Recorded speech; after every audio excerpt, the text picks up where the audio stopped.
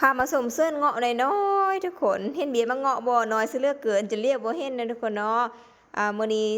คลิปวิดีโอนี้สักกิกจะมาข้อถามปันความรู้กับทุกคนเนี่ยเนาะว่าไผเคยเฮ็ดสวนเงาะแดดูแลยากบ่จักปีจึงจะได้เก็บผลผลิตเนาะบ่ว่าขายแหละว่ากินซะเนาะจักปีเพิ่นจึงเริ่มออกดอกออกหมากว่าซั่นซะแล้วต้นนี้จะใหญ่ประมาณใดแล้วถ้าว่า ช่วงที่เก็บผลผลิตขายหั้นน่ะต้นหนึ่งเพิ่นให้ผลผลิตจักต้นทุกคน ถ้าไผเคย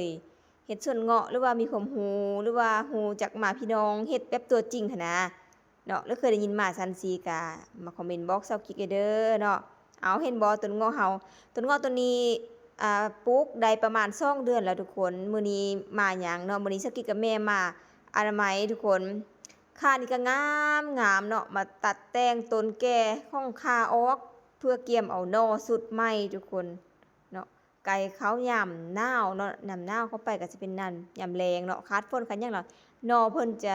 แตกจะแทงออกหลายเนาะหลายกว่าปกติว่าซะในช่วงนั้นแต่ว่าช่วงนี้ได้กินหน่อคาบ่ก็ได้กินเด้อทุกคนเด้อเนาะก็ยังได้กินดึงได้ตลอดปีแล้วก็ค่ายพันธุ์ค่านำเนาะค่านำเนาะดังที่เห็นคลิปชาวกิกลงไปนั่นแหละทุกคน แล้วเบี้ยมะเงาะ2ปีบ่แม่นเบี้ยมะเงาะ2เดือนนี่ทุกคนว่ามันจังไดมันน้อยเกินไปบ่เนาะมันบ่ได้มาตรฐานดอกแบบนี้หรือว่ามันงามแล้วบ่มันแบบ2เดือนนี้มันสิได้ส่ำได้นี่ก็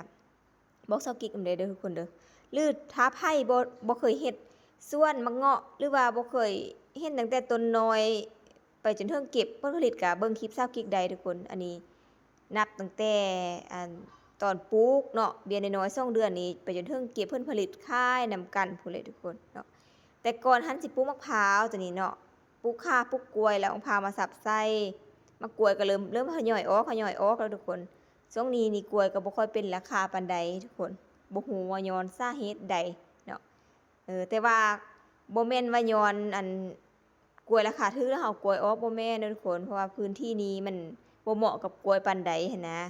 มันบ่ค่อยงามปานใดหลายปีขึ้นโคนอีหยังแล้วก็น้ำก็ท่วมทุกๆปีทุกๆปีทุกคนก็จะได้เป็นของมะพร้าวก็ย้อนว่าน้ำท่วมนี่แหละเนาะเออแล้วหลังจากเอากกกล้วยออกหมดแล้วก็สิเหลือแต่ข่าเนาะดอกข่าแล้วก็มักเงาะแล้วมะพร้าวแซมถามว่าปลูกคู่กันได้บ่ก็ลองเบิ่งทุกคนเพราะว่าทำอิฐตัดสินใจปลูกมะพร้าวหั้นนะเนาะแล้วคันสิย้ายก็คือสิแบบบ่ย้ายแหละเนาะปลูก นำกันไปเลยเนาะเบิ่งว่ามันต้นใหญ่สำาใดแล้วจึงตัดนำลังเอาว่าซะแต่เบิ่งส่งมะเงาะนี่ก็ส่งน่าชื่นใจอยู่เนาะแต่ละปีเซาเกก็ปลูกเด้ปลูกแบบบ่ได้ตั้งใจปานใดเนาะแบบบ่ได้ตั้งเพียรเอาแท้ว่าหั้นนะก็ตายทุกปีเนาะตายทุกปีแล้วก็มาตกมาปีนี้เอาแม่แต่มาปีนี้ก็ตั้งใจปลูกทุกคน100เนาะ100เบียร์มาเบิ่งว่ามันสิย่างจากเบียร์ตายจากเบียร์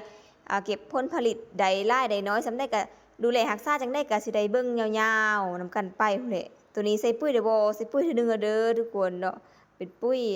ยข้าวธรรมดานี่แหละเนาะ